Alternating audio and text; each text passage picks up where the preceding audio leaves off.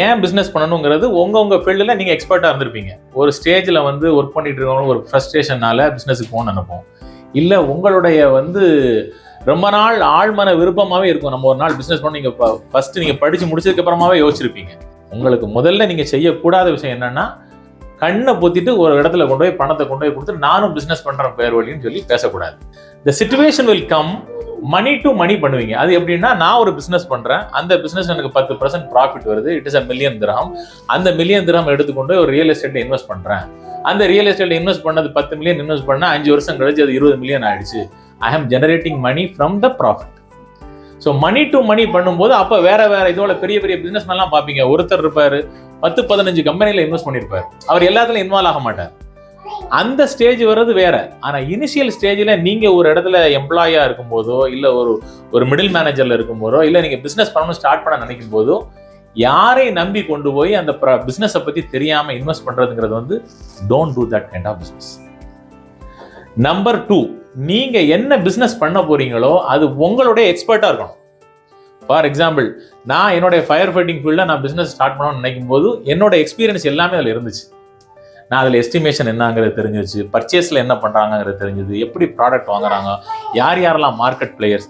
இதே மாதிரி நீங்கள் ஒரு ரெஸ்டாரண்ட் ஆரம்பிக்கிறீங்க. ஃபார் எக்ஸாம்பிள், ரெஸ்டாரண்ட் நாளைக்கு ஆரம்பிக்கிறதுன்னு சொல்லி இருந்தீங்கன்னா உங்களுக்கு அதனோட நோ ஹவுஸ் எல்லாமே தெரிஞ்சுக்கணும். உங்களுக்கு அதுக்கு அப்புறமா அந்த பிஸ்னஸ்க்கு உண்டான கம்ப்ளீட் ஸ்ட்ரக்சர் என்னன்னு ரெடி பண்ணிக்கோங்க. நீங்கள் என்ன பண்ண போறீங்க, எந்த ஏரியாவில் பண்ண போறீங்க, எவ்வளோ ஃபினான்ஸ் தேவைப்படும், கம்ப்ளீட்டாக அந்த பிஸ்னஸை பண்ணுறதுக்கு எவ்வளோ ஃபினான்ஸ் தேவைப்படுமோ அதில் 50% of the cash should be with you as a reserve. நீங்கள் கேஷ் ரிச் கம்பெனியாக நீங்கள் உங்களோட இன்வெஸ்ட்மெண்ட்டை பூரா அதில் போட்டுட்டு நீங்கள் அதுக்கப்புறமா வந்து பிஸ்னஸ் பண்ணீங்கன்னா you will not run for business. நீங்கள் எனக்கு இது இல்லையே, ஜாப் இல்லையே அப்படின்னு சொல்லி போக மாட்டீங்க. ஏன்னா உங்கள்ட்ட எக்ஸஸ் கேஷ் இருக்குது. உங்களுக்கு மொத்தமாக கம்பெனிக்கு செலவாகக்கூடிய ஓபக்ஸே வந்து 100,000 dirham. நீங்கள் $1 million அக்கௌண்ட்ல வச்சுட்டு கம்பெனி ஆரம்பிச்சிங்க. அப்போ என்ன பண்ணுவீங்க? 10 வருஷத்துக்கு இப்படியே ஓட்டுவீங்க. You don't know the pain of bringing a business. ஒரு கஸ்டமரை உள்ள கொண்டு வரது என்ன, அதை ரீடைன் பண்றது என்ன, அதுலேருந்து ப்ராஃபிட் பார்க்கறது என்ன. ப்ராஃபிட்டில் தான் எக்ஸ்பாண்ட் ஆகணும். பேங்குடைய மணிலையோ உங்களுடைய சொந்த பணத்திலையோ எக்ஸ்பாண்ட் ஆகக்கூடாது. ஸ்கேல் அப் பண்றது வந்து இது ஒப்பீனியன் டிஃபர்ஸ். சில பேர் சொல்லுவாங்க, பேங்க்ல எனக்கு நான் 2 வருஷம் பண்ண உடனே என்னோட இதை காட்டிட்டு நான் 10 million லோன் எடுப்பேன், அதை வச்சு ரொட்டேட் பண்ணிப்பேன். இதெல்லாம் ஒவ்வொருத்தருடைய ஐடியா. ஜெனரலா என்னன்னா, பேங்க் வந்து நீங்க இப்ப இருக்கிறீங்கன்னு வச்சுக்கோங்களேன். நான் என்ன கம்பெனில இருக்கிறேன், எனக்கு வந்து நான் கம்பெனி ஸ்டார்ட் பண்ண போறேன், என்கிட்ட லைசன்ஸே இல்லை, இப்பதான் புதுசா நான் லைசன்ஸ் ஓப்பன் பண்ணியிருக்கேன், எனக்கு ஒரு 10 million லோன் வேணா பேங்க் தருவாங்களா? பேங்க் தருவாங்களா? இன்னைக்கு 100 million டர்ன் ஓவர் பண்ணிட்டு இருக்கேன் நான் கம்பெனி. பேங்க்காரன் என்ன பண்ணுவான், தே வில் ஆஃப்டர் மீ. என்னோட எல்லா பேங்க்காரனும் ஏன் டேட்டாவை எடுத்துட்டு ஏன் பின்னால் வந்து சார் லோன் எடுத்துக்காங்க. ஏன்? Because they know that I have money. அதுக்கப்புறமா வந்து நீங்க என்ன பண்ணணும்னா, சிஸ்டமை இம்ப்ளிமெண்ட் பண்ணணும். சிஸ்டம்னு சொல்லுவாங்க, கேள்விப்பட்டிருக்கீங்களா? எல்லாருமே வந்து ஒரு பிஸ்னஸ் பண்ண போறோம்னா நமக்கு ஒரு சிஸ்டமை இம்ப்ளிமெண்ட் பண்ணணும். சிஸ்டமை எப்போ இம்ப்ளிமெண்ட் பண்ணணும், சிஸ்டம்னா என்ன, இந்த விஷயங்களை முதல்ல தெரிஞ்சுக்கணும். நான் இம்ப்ளிமெண்ட் பண்ணக்கூடிய சிஸ்டம் என்ன இருக்கணும்னா, என்னுடைய நேரத்தை சேவ் பண்ணி தரக்கூடியதாக இருக்கணும். எனக்கு பெரிய ஒரு தலைவலி ப்ராப்ளம் வரக்கூடிய விஷயங்களை எனக்கு குறைச்சி தரக்கூடியதாக இருக்கணும். அதுக்கு நீங்கள் என்ன செஞ்சுருக்கணும்? முதல்ல ஒரு ஆர்கனைசேஷனை பண்ணும்போது, ஒரு கம்பெனியை நீங்கள் நிறுவனம் நினைக்கும் போது உங்களுக்குன்னு ஒரு ஆர்கனைசேஷன் சார்ட் இருக்கும். என்ன மாதிரியான கம்பெனி வைக்க போகிறேன், இன்னும் ஒரு another 5 years என் கம்பெனி எங்கே இருக்க போகுது, என்னுடைய கம்பெனியில் யார் யார் இருப்பாங்க, எனக்கு கீழே யார் இருப்பாங்க, அவங்க கீழே யார் இருப்பாங்க, இந்த பேசிக்காக உள்ள ஒரு ஆர்கனைசேஷன் ஸ்ட்ரக்சர் இருக்கணும். அதுக்கு 2வது விஷயமா என்ன இருக்கணும்னா, நீங்கள் ரெக்ரூட் பண்ணுற எம்ப்ளாயீஸுக்கு வந்து ஜாப் டிஸ்கிரிப்ஷனை கொடுத்து தான் நீங்கள் வேலைக்கே எடுக்கணும். கண்டிப்பாக நீங்கள் ஒருத்தர வேலைக்கு எடுப்பீங்க, நீங்கள் மட்டும் பண்ண முடியாது. நானே எல்லாம் பண்ண போகிறேன் அப்படிங்கிற விஷயத்துலையும் நீங்கள் பிஸ்னஸ் பண்ணாதீங்க. கண்டிப்பாக வந்து ஆஸ் எ பிஸ்னஸ் ஓனராக முதல்ல உங்களுக்கு நீங்கள் பிஸ்னஸ் ஆரம்பிக்கும் போது உங்களுக்கு என்ன வேணும்? சேல் வேணும். நான் இன்னைக்கு ஒரு சலூன் ஸ்டார்ட் பண்ணுறேன், ஒரு மாலில் ஓப்பன் பண்ணுறேன், எனக்கு என்ன வேணும்? கஸ்டமர் வேணும். அப்போ எனக்கு தெரிஞ்சிருக்கணும், நான் அந்த விஷயத்தை பண்ணுறதுக்காக வந்து நான் ஆட்கள் எடுக்கணும் அப்படிங்கிறது தெரிஞ்சுக்கணும். ஸோ யார் சிஸ்டம் இம்ப்ளிமெண்ட் பண்ணுறாங்களோ அவங்க குயிக்காக ஸ்கேல் ஆயிடுவாங்க. ஸோ நீங்கள் சிஸ்டம் இம்ப்ளிமெண்ட் பண்ணுறது உங்களுக்கு எவ்வளோ இம்பார்ட்டன்ட்னா, உங்களுடைய எம்ப்ளாயிஸ்க்கு ஃபஸ்ட்டு தெரியணும் அவங்க எங்கே போகிறாங்க, என்ன வேலை பண்ண போகிறாங்க தெரியணும். அதை விட முக்கியம், உங்களோட எம்ப்ளாயிட்ட கம்யூனிகேட் பண்ண தெரிஞ்சுக்கணும். உங்களுக்கு கம்யூனிகேட் பண்ண தெரிஞ்சுக்கணும்னா, நான் எங்கே கொண்டு போகிறேன் அந்த கம்பெனியை, இன்னும் 10 வருஷம் கழிச்சு என்னோட கம்பெனி எங்கே போகுது, 5 வருஷம் கழிச்சு இந்த கம்பெனி எங்கே போகுது, இதுதான் விஷன் போர்டு. அந்த விஷயத்தை நீங்கள் அச்சீவ் பண்ணுறதா இருந்ததுன்னா நீங்கள் என்னதை இம்ப்ளிமெண்ட் பண்ணியிருக்கணும்னா, சிஸ்டம் இம்ப்ளிமெண்ட் பண்ணிடணும். So implement the system.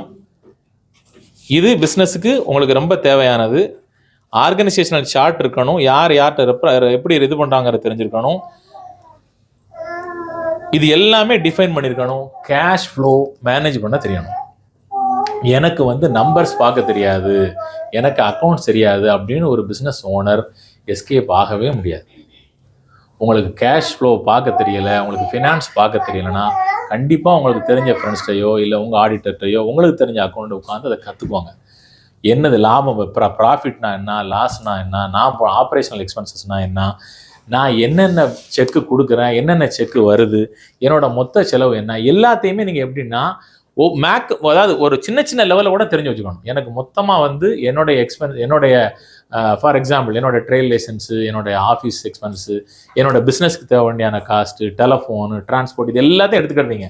10,000 திரகம் நீங்கள் ஒரு ஃபார் எக்ஸாம்பிள் ஜஸ்ட் நான் சொல்கிறேன், 10,000 திரகம் உங்களுக்கு ஒரு மாதத்துக்கான செலவு. ஒரு வருஷத்துக்கு எவ்வளவு? 120,000 திரகம். கரெக்டாக 120,000 திரகம் எனக்கு ஒரு மாதம் எக்ஸ்பென்ஸ் இருக்குன்னா ஒரு வருஷத்துக்கு நான் எவ்வளோ வியாபாரம் பண்ணணுங்கிற ஒரு புரிதல் எனக்கு இருக்கணும். சின்ன எக்ஸாம்பிளில் சொல்கிறேன், 1.2 மில்லியன் 10% ப்ராஃபிட்டில் பண்ணீங்கன்னா உங்களுடைய பிரேக் ஈவனை நீங்கள் அச்சீவ் பண்ணியிருப்பீங்க. கரெக்டாக உங்களோட டோட்டல் எக்ஸ்பென்ஸ் நான் என்ன பண்ணியிருக்கேங்கிறத சொல்கிறேன். முக்கியமான பாயிண்ட் நான் சொல்கிறது, ஒரு மாதத்துக்கு உங்களுக்கு ஆகக்கூடிய எல்லா expense, direct expense, indirect expense எல்லா அமௌண்ட்டையும் போட்டுட்டு மல்டிப்ளை பை 12 பண்ணிங்கன்னா உங்களுக்கு ஒரு வருஷத்துக்கான செலவு. இந்த ஒரு வருஷத்துக்கான செலவை 10ஆல் மல்டிப்ளை பண்ணிங்கன்னா அந்த அளவுக்கான அமௌண்ட்டு நீங்கள் பிஸ்னஸ் பண்ணி இன்வாய்ஸ் செய்து பணம் வாங்கி அக்கௌண்ட்டில் விழுந்து பணம் வெளியில் எடுத்துக்கணும். அப்படி பண்ணியிருந்தீங்கன்னா உங்களோட கம்பெனி பிரேக் ஈவன் பாயிண்ட்ல இருக்குன்னு அர்த்தம். ஸோ யார்கிட்ட கம்பீட் பண்ணுறோம், யார் என்னோட கஸ்டமருங்கிறத எனக்கு சரி தெளிவான பார்வை இருக்கணும். அதுக்கு நான் முதல்ல என்ன செய்யணும்? மார்க்கெட்டிங் பண்ண தெரியும். மார்க்கெட்டிங் பண்ணுறதுனா என்ன? மார்க்கெட்டிங் பண்ணுறதுனா என்னன்னா, முதல்ல எங்கிட்ட இப்படி ஒரு பிராண்ட் இருக்குது, நான் இந்த மாதிரி ஒரு விஷயம் வச்சுருக்கேங்கிறத நான் முதல்ல சொல்லணும். ஜஸ்ட் கேட்குறேன், நான் என்ன பிஸ்னஸ் பண்ணுறேன்? உங்கள்கிட்ட கேட்குறேன். உங்களுக்கு நான் முதல்ல என்ன பண்ணேன்? என்னதான் மார்க்கெட் பண்ணேன். ஃபர்ஸ்ட் நான் என்ன பண்ணுறேன்? நான் ஃபயர் ஃபைட்டிங் பண்ணுறேன், நான் என்னென்ன ட்ரேடிங் பண்ணுறேன், ஃபிட் அவுட் பண்ணுறேங்கிற விஷயத்தெல்லாம் நான் சொன்னேன் இல்லையா? Indirectly I marketing my self. உங்களுக்கு முதல்ல மார்க்கெட் பண்ண தெரியணும். ரெண்டாவது என்ன செய்யணும்? இப்போ உள்ள காலகட்டம் என்ன? Social media. ஏன்னா சோசியல் மீடியா கொடுக்கக்கூடிய அவேர்னஸ் வந்து அவ்வளோ பெரிய இம்பேக்ட். நீங்கள் வந்து ஃபார் எக்ஸாம்பிள் அதாவது சோசியல் மீடியாவில் வீடியோ போடுறது மூலமாக சப்ஸ்கிரைப் அப்படியே மில்லியன் ஆகி அது இல்லை உங்களுக்கு பிஸ்னஸ் ஓனர் இருக்குது. முதல்ல உங்களோட presence, majority of the time உங்கள் டைம் எங்கே போகுது?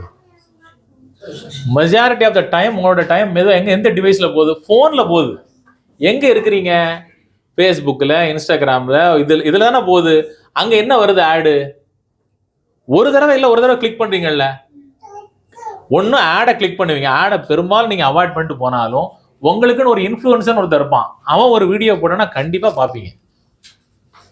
பிராண்டிங், அந்த பர்சனல் பிராண்டிங் பண்ணுறதுக்கு கண்டிப்பாக தெரியணும். அதுக்காகத்தான் வந்து இந்த சோஷியல் மீடியா வந்து யூஸ் பண்ணணும். ஸோ இது வந்து சேல்ஸை க்ளோஸ் பண்ணும்போது கஸ்டமர் போய் நான் போய் மீட் பண்ண போகிறேன், அப்போ நான் எப்படி பேசணும், எப்படி நான் க்ளோஸ் பண்ணணும்? PPP, ட்ரிபிள் பின்னு ஞாபகம் வச்சுக்கோங்க. ப்ராடக்ட், நீங்கள் கொண்டு போய் ஒரு ப்ராடக்டை விற்க போகிறீங்க, இல்லை ஒரு சர்வீஸை விற்க போகிறீங்க. யார்கிட்ட விற்க போகிறீங்க? கஸ்டமர்கிட்ட, ப்ராஸ்பெக்டை போய் கொடுக்க போகிறீங்க. என்ன பண்ண போகுது உங்களோட ப்ராடக்ட்டு? ஒரு ப்ராப்ளமை சால்வ் பண்ண போகுது. நான் போகிறேன் ஒரு இடத்த, இந்த ஏரியாவில் வந்து ஃபயர் ஃபைட்டிங் அப்ளிகேஷன் எல்லாம் பண்ணணும்னு சொல்கிறாங்கன்னா, இங்கே வந்து நான் ஒரு அன்வர் பாய் ஆஃபீஸ் போடுறாரு, இங்கே வந்து பார்க்க நான் இவர்கிட்ட கொடுக்க போனால் என்ன செய்ய போகிறேன்? அன்வர் பாய் போய் பார்க்க போகிறேன். அவர் என்ன பண்ண போகிறேன்? அவருக்கு இங்கே fire fighting system, sprinkler system, alarm, emergency lighting சிஸ்டம்லாம் இல்லை. அதை பண்ணணும்னு அவருக்கு பண்ணாட்டா அவருக்கு லைசன்ஸ் கிடைக்காது, பவர் கிடைக்காது. அதனால் அவரை போய் பார்த்து இதை நான் பண்ணுறேன்னு சொல்ல போகிறேன். I am going to solve a problem of my prospect. What I have a product. எங்கிட்ட என்ன ப்ராடக்ட் இருக்குது? ஃபயர் ஃபைட்டிங் உண்டான ப்ராடக்ட்ஸ் என்னென்ன உண்டு, ஃபயர் அலாரம் உண்டு, எமர்ஜென்சி லைட். இதை போய் உட்காந்து நான் அவர்கிட்ட மணிக்கணக்கில் சொல்லிட்டு இருக்கக்கூடாது. அன்வர் பாய் எங்கிட்ட அந்த பிராண்ட் இருக்குது, இந்த பிராண்ட் இருக்குது, இவ்வளோ வருஷம் வாரண்டி தரேன், இது ரொம்ப cheap Anwar Bhai. He should talk. Anwar Bhai வந்து பார்த்துட்டு நான் அவர்கிட்ட போய் என் ப்ராடக்டை பற்றி பேசக்கூடாது, என் ப்ராஸ்பெக்ட் பேசணும். என் ப்ராஸ்பெக்ட் பேசுறது மட்டும் இல்லாமல் அவருக்கு என்னென்ன ப்ராப்ளம்ங்கிறது அவரை சொல்ல விடணும். The more you interact with the customer, the more you have given enough space to your customer to talk. அதுக்கு நீ எந்த ப்ராப்ளத்துக்கு என்னென்ன சொல்யூஷன் கொடுக்கலாம்னு தெரிஞ்சுக்கலாம். ஸோ அதுக்கப்புறமா வந்து எக்ஸிஸ்டிங் கஸ்டமர் ரிட்டன்ஷன் ரூல் அப்படின்னு சொல்லுவாங்க. யாருக்காவது தெரியுமா கஸ்டமர் ரிட்டன்ஷன் ரூல்னா என்னன்னு? CRR, customer retention rule. Repeated customer வந்து நம்மளை ரீட்டைன் பண்றது. நான் வெரி குட், எங்கிட்ட ஒரு கஸ்டமர் வந்துட்டான், அவனை ரிப்பீட்டா எங்கிட்ட வாங்க வைக்கணும், ரீட்டைன் பண்ணணும். அவனை கஸ்டமரை நான் ரீட்டைன் பண்ணணும். கஸ்டமர் ரிட்டன்ஷன் ரூல் என்ன சொல்லுவோம்னா, எங்கிட்ட ஒரு கஸ்டமர் இருக்கிறான், அந்த கஸ்டமர் ஏதோ ஒரு ரீசன்னால நான் அவன்கிட்ட டீல் பண்ண வேண்டாம்னு நினைக்கிறேன். இவ்வளோ நாளாக கரெக்டாக பேமெண்ட் தந்துட்டு இருந்தான், இப்போ ஒரு மாசமா பேமெண்ட் கரெக்டாக வர்றதில்லை, அவனுடைய ப்ராப்ளம் சைட்டில் போய் பார்த்தா நிறைய பிரச்சனை இருக்குது, ஒழுங்காக டயத்துக்கு மெட்டீரியல் தர மாட்டேங்கிறான், ரெண்டாவது பைசா ஒழுங்காக தர மாட்டேங்கிறான், 2 தடவை செக்கை கொடுத்துட்டு பவுன்ஸ் ஆகிடுச்சு, இப்படி நிறைய ஹிஸ்ட்ரி வந்து இடையில வந்துருச்சு. முதல்லலாம் நல்லதாக இருந்துச்சு. இப்போ இந்த கஸ்டமரை நான் நம்ம டீல் பண்ண வேண்டான்னு டிசைட் பண்ணேன்னா உடனே அந்த கஸ்டமரை நான் விட்டுடலாமான்னா கிடையாது. கஸ்டமர் ரிட்டன்ஷன் ரூல் என்ன சொல்லுதுன்னா, இந்த எக்ஸிஸ்டிங் கஸ்டமர் தான் நீங்கள் இழக்கிறதுக்கு ரெடியாக இருந்தீங்கன்னா, you should be in a position to bring 3 new customer of the same strength of the existing customer. Meaning, எங்கிட்ட ஏபிசின்னு ஒரு கம்பெனி இருக்கான், அந்த கம்பெனியில் வந்து கிட்டத்தட்ட அவன் 10 வருஷம் ஆச்சு எஸ்டாப்ளிஷ் பண்ணி, அங்கே வேலை பார்க்குறது 1000 பேர் வேலை பார்க்குறான், 100,000 திரகம் எனக்கு பிஸ்னஸ் தந்துட்டு இருக்கான். நான் இதே மாதிரி 3 கம்பெனி உள்ளே கொண்டு வரணும். 10 வருஷம் ஓல்டாக உள்ள 1000 பேர் வேலை பார்க்கக்கூடிய, மாதம் 100,000 எனக்கு பிஸ்னஸ் தரக்கூடிய 3 கம்பெனியை என்னோட கஸ்டமரை ஆக்குறதுக்கு உண்டான ஸ்ட்ரென்த் எங்கிட்ட இருக்குமானா எக்ஸிஸ்டிங் கஸ்டமரை நான் விடலாம். Simple. What ever the reason, எனக்கு ஃபினான்ஷியலான ப்ராப்ளம், இல்லை அவங்க ஜாப் ஒழுங்காக பண்ண மாட்டேங்கிறாங்க, இல்லாட்டா தே ஆர் கோயிங் டவுன், என்ன வேணாலும் எடுத்துக்கோங்க. ஆனால் நீங்கள் என்ன பண்ணணும், சேம் ஸ்ட்ரென்த் உள்ள 3 கஸ்டமரை உங்களோட கஸ்டமராக மாற்றுறதுக்கு உண்டான சக்தி உங்கள்ட்ட இருக்குமா இருந்ததுன்னா எக்ஸிஸ்டிங். அப்படின்னா என்ன அர்த்தம்? இன்டைரக்ட்லி நீங்கள் அந்த கஸ்டமர் விடவே முடியாது. அப்படி விடுறதா இருந்ததுன்னா உங்களோட கம்பெனி 3 மடங்கு வளர்ந்துருக்கும்.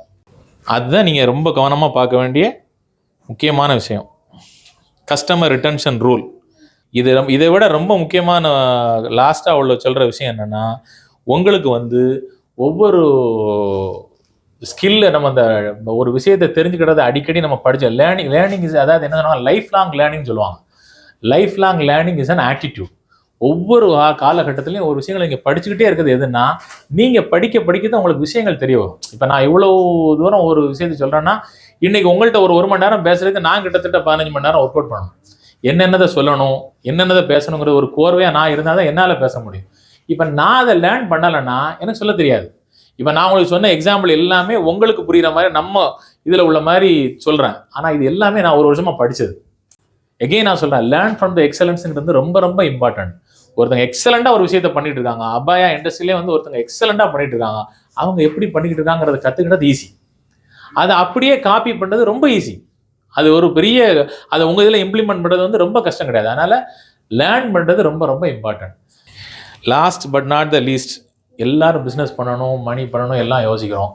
லாஸ்ட்டாக கடைசியாக எத்தனை பேர் பிளட் டெஸ்ட் பண்ணீங்க, உங்கள் ஹெல்த்தை பார்த்துக்கிட்டீங்கிறது ரொம்ப ரொம்ப முக்கியம். உங்களுடைய ஹெல்த்து தான் ரொம்ப ரொம்ப இம்பார்ட்டண்ட்டு. இன்றைக்கி நீங்கள் நாளைக்கு ஒரு இன்டேஞ்சபிளாகவே வந்து நான் ஒரு 1000 பேர் உள்ள கம்பெனியை உருவாக்கணும்னு நினச்சா கூட you are going to make a big impact on the society. ஒரு 1000 பேருடைய குடும்பத்தை நீங்கள் தாங்கி பிடிக்கணும்னு ஆசைப்படுறீங்க. அதுக்கு முதல்ல யார் நல்லா இருக்கணும், யார் ஹெல்த்தியாக இருக்கணும்? நான் ஹெல்த்தியாக இருக்கணும். என்னுடைய ஃபேமிலிக்கு சப்போர்ட் பண்ணுறதுக்கு நான் ஹெல்த்தியாக இருக்கணும். ஸோ ரொம்ப ரொம்ப இம்பார்ட்டண்ட்டு உங்களோட ஹெல்த்தை பார்த்துக்கிறது. இது எல்லாம் சொன்ன விஷயங்கள் எல்லாம் ஓகே, அதுக்கு எல்லாத்துக்கும் பேஸாக இருக்க வேண்டியது நம்மளோட ஹெல்த்து. அதில் கான்சன்ட்ரேட் பண்ணிக்கோங்க, அதை ரொம்ப முக்கியமாக பார்த்துக்கோங்க. Thank you so much for your time. First வந்துட்டு ஒரு 2 மேஜர் டிஃப்ரெண்ட்டை நீங்கள் தெரிஞ்சுக்கணும். லைசன்ஸில் இங்கே எல்லாமே free zone licence, life long visa, 5000 ரூபாய்க்கு லைசன்ஸு அப்படின்லாம் சொல்லிக்கிட்டே இருப்பாங்க. ஸோ ஏன் மெயின்லேண்ட் லைசன்ஸும் ஃப்ரீ ஜோன் லைசன்ஸும் 2 பெரிய செக்டாராக இருக்குது. இப்போ மெயினில் ஃப்ரீ ஜோன் என்ன தான் பண்ணிட்டு இருக்கிறாங்க, மெயின்லேண்டு என்ன தான் பண்ணிட்டு இருக்கிறாங்க அப்படிங்கிறத நீங்கள் முதல்ல நல்லா கிளியராக தெரிஞ்சுக்கணும். ஃப்ரீ ஜோன் அப்படிங்கிறது பார்த்தீங்கன்னா எல்லா எமிரேட்ஸ்லையுமே இருக்கக்கூடிய, அது ஒரு கவர்மெண்ட் அத்தாரிட்டி வந்துட்டு லைசன்ஸ் இஷ்யூ பண்ணக்கூடிய விஷயம். மோஸ்ட்லி ஃப்ரீ ஜோனில் பார்த்தீங்கன்னா இந்த shipping company, garments company, import எக்ஸ்போர்ட்டை பேஸ் பண்ணி இருக்கக்கூடிய பெரிய பெரிய கம்பெனி இருக்கும். எந்த ஃப்ரீ ஜோனுக்குள்ளேயும் நீங்க ஒரு டெக்னிக்கல் சர்வீஸ் லைசன்ஸையோ ஒரு கன்ஸ்ட்ரக்ஷன் லைசன்ஸையோ ஒரு ரெஸ்டாரண்ட் லைசன்ஸையோ நீங்க பார்த்துருக்க மாட்டீங்க. ஸோ இது மோஸ்ட்லியா எதுக்காக அப்படின்னா ஃப்ரீ ஜோன் ஆரம்பத்தில் ஒரு ஸ்டார்ட் அப்ல உள்ளவங்களுக்கு ஃப்ரீ ஜோன் எப்படி யூஸ் ஆகுது அப்படிங்கிறத நீங்க தெரிஞ்சுக்கணும். ஒருவேளை நீங்க ஐடி பேஸ்டு ஒர்க் பண்றீங்க, இல்ல இ-காமர்ஸ் பண்ணணும்னு நீங்க நினைக்கிறீங்க, இல்ல வேற ஏதோ ப்ரொஃபஷனலோ இல்ல ட்ரேடிங் ஹோல்சேல்ல பண்ணணும். அதாவது ஹோல்சேல்னா உங்களுக்கு எந்த வித பிசிக்கல் லொகேஷனும் தேவையில்லை. எங்கேயோ ஒரு சப்ளைட்ட வாங்க போறீங்க, எங்கேயோ இருக்கக்கூடிய ஒரு செல்லர் கிட்ட ஒரு ரீட்டைல் ஷாப்க்கு நீங்க கொடுக்க போறீங்க. You are the mediator of the trading அப்படின்னா இந்த லெவல் கேட்டகரி பீப்புள்ஸ்க்கு free zone is the best option. So இதுதான் ஃப்ரீ ஜோனோட இது. நீங்க மோஸ்ட்லியா வந்துட்டு நான் ஃப்ரீ ஜோன்ல ஏன் லைசன்ஸ் திறக்கக்கூடாது 5000 நீங்க யாரு என்ன பிசினஸ் பண்ண போறீங்க அப்படின்னு சொல்லி பார்த்தீங்கன்னா ஐடி டிபார்ட்மெண்ட், கமர்ஷியல் புரோக்கரேஜ், அதுக்கப்புறம் இ-காமர்ஸ், ஒரு ஹோல்சேலருக்கும் ஒரு ரீட்டைலருக்கும் இன்பிட்வீன் மீடியேட்டர் ட்ரேடரா இருக்கிறீங்க அப்படின்னா இந்த எஸ்எம்இ கேட்டகரியில மினிமம் இந்த 3 கேட்டகரிக்குள்ள யாராவது பிசினஸ் பண்ணணும்னு நினைச்சீங்கன்னா பிகினிங்ல நீங்க வெறும் 5500ல உங்களால ஒரு லைசன்ஸை ஸ்டார்ட் பண்ணி ஒரு பேங்க் அக்கௌண்டோட மினிமம் ஸ்டார்ட் அப் குள்ள போக முடியும். நார்மலா இப்போ மெயின்லேண்டுக்குள்ள வரும். ஒரு மெயின்லேண்ட் அப்படிங்கிறது பாத்தீங்கன்னா எல்லா எமிரேட்ஸுமே வந்துட்டு மெயின்லேண்டை வந்துட்டு டைரக்டா என்ன பண்ணாங்க, department of the economic development அத்தாரிட்டின்னு வச்சிருக்காங்க. அதான் டிஇடின்னு சொல்லுவோம். ஸோ இந்த டிஇடி என்ன பண்றாங்க அப்படின்னா மொத்தமா மேஜரா 3 கேட்டகரியா லைசன்ஸை பிரிச்சு வச்சிருக்கிறாங்க. ஒன்னு பாத்தீங்கன்னா இண்டஸ்ட்ரியல் லைசன்ஸ், அது பாத்தீங்கன்னா உற்பத்தி துறையை சேர்ந்தவங்களுக்கான மேனுஃபேக்சரிங், அதாவது நீங்க எந்த பொருளையாவது உற்பத்தி பண்ணணும் அப்படின்னா அவங்களுக்கெல்லாம் இண்டஸ்ட்ரியல் லைசன்ஸ். ரெண்டாவது மேஜர் கேட்டகரி பாத்தீங்கன்னா ட்ரேடிங், நீங்க ஒரு பொருளை விற்கிறீங்க வாங்குறீங்க, ஒரு ட்ரேடிங் பண்றீங்க, பில்டிங் மெட்டீரியல் ட்ரேடிங்கா இருக்குது, எந்த விதமான ட்ரேடிங் பண்ணாலும் அது ட்ரேடிங். மூணாவது ப்ரொஃபஷனல். இந்த ப்ரொஃபஷனல்னா என்ன அப்படின்னா same like typing centre, real estate, laundry, இந்த மாதிரி, அப்புறம் technical services, building maintenance services. இவங்க கிட்ட வந்து இங்க எந்த பொருளையும் வாங்கவும் மாட்டாங்க, விற்கவும் மாட்டாங்க. சலூன் கூட அதெல்லாம் வந்து ப்ரொஃபஷனல் லைசன்ஸ்ல வரும்.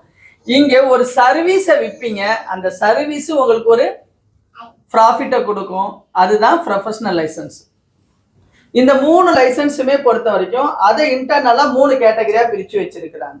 3 கேட்டகரி என்ன அப்படின்னு பாத்தீங்கன்னா sole establishment licence, service agent licence, LLC. ஒரு கேட்டகரிக்குள்ளேயும் இன்டர்னலா ஒரு 3 கேட்டகரி இருக்கும். இந்த 3 கேட்டகரி சோல் எஸ்டாப்ளிஷ்மெண்ட் அப்படின்னா என்னன்னா இங்க இருக்கக்கூடிய லோக்கல்ஸோட பேர்ல 100% அந்த லைசன்ஸை நீங்க வந்துட்டு எடுக்கணும் அப்படின்னா உங்களுக்கு லைசன்ஸ்ல நிறைய வந்துட்டு ஃபீஸ்ல சலுகைகள் கிடைக்கும்.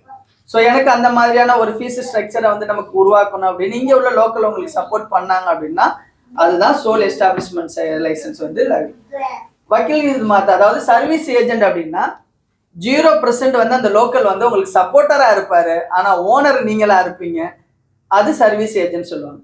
இந்த எல்எல்சி அப்படிங்கிறது மோஸ்ட்லி இப்போ யூஏல கரண்ட்லி ஒரு 80% ஆக்டிவிட்டிக்கு நமக்கு நாமளே ஓனரா லைசன்ஸை கண்டினியூ பண்ணிக்கலாம் அப்படிங்கிற மாதிரியான ஒரு ஆப்ஷன் கொடுத்துருக்குறாங்க. அதுதான் நமக்கு வந்துட்டு எல்எல்சி, லிமிடெட் லியபிலிட்டி கம்பெனிங்கிறது தான் அதோடைய என்டையர் இது. ஸோ இந்த 3 பர்டிகுலர் கேட்டகரிக்குள்ள இந்த மேஜரா 3 கேட்டகரி வரும். இண்டஸ்ட்ரீஸ், ப்ரொஃபஷனல், ட்ரேடிங், இதுதான் லைசன்ஸ். மோஸ்ட்லி நான் ஃப்ரீ ஜோன்ல திறக்கலாமா மெயின்லேண்ட்ல திறக்கலாமாங்கிறதுக்கு தான் உங்களுக்கு முதல் டைலாமாவா இருக்கும். ஸோ ஃப்ரீ ஜோன்னா என்னன்னா இந்த 3 கேட்டகரிக்குள்ள உங்க பிசினஸ் இருந்தா நீங்க ஃப்ரீ ஜோனை ரெஃபர் பண்ணுங்க. இந்த 3 கேட்டகரியை தவிர வெளியில இருந்துச்சு அப்படின்னா நீங்க ஃப்ரீ ஜோனை ரெஃபர் பண்ணாம மெயின்லேண்டுக்கு எவ்வளவு செலவாகும் அப்படிங்கிற விஷயத்தை தெரிஞ்சுக்கோங்க.